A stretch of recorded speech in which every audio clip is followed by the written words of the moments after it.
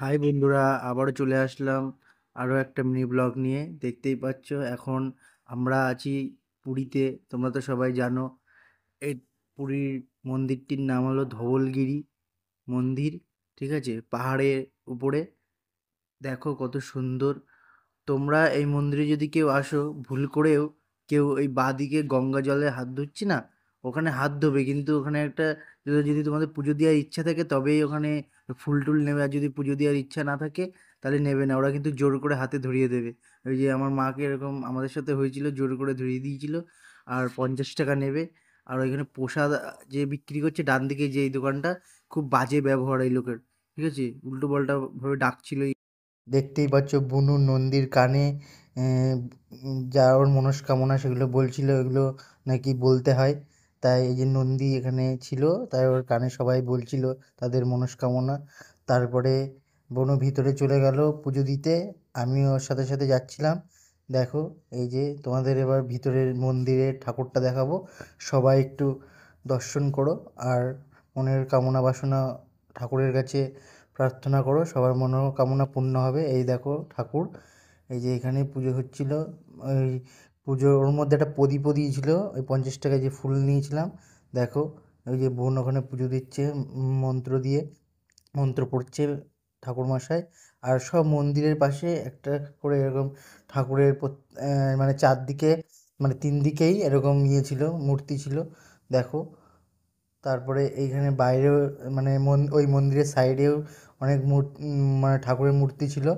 এই যে এইগুলো সব তোমাদের দেখাবো। দেখো বাইরের থেকে তোমাদের মন্দিরটা দেখাচ্ছি, কত সুন্দর লাগছে। সাদা কালারের মন্দিরটা পুরো মন্দিরের, দেখো কত সুন্দর লাগছে।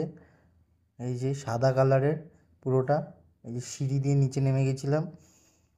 এই দেখো আমি রয়েছি এখানে, কেমন লাগছে সবাই একটু কমেন্ট করো মন্দিরটা। এই যে মন্দিরের চারি সাইডটা দেখো কত সুন্দর, ওই উঁচুতে দাঁড়িয়ে শহরের সব কিছু দেখা যাচ্ছিল, বাড়ি ঘর নদী সব কিছুই দেখতে পাচ্ছিলাম দাঁড়িয়ে। তোমাদেরও দেখাচ্ছি।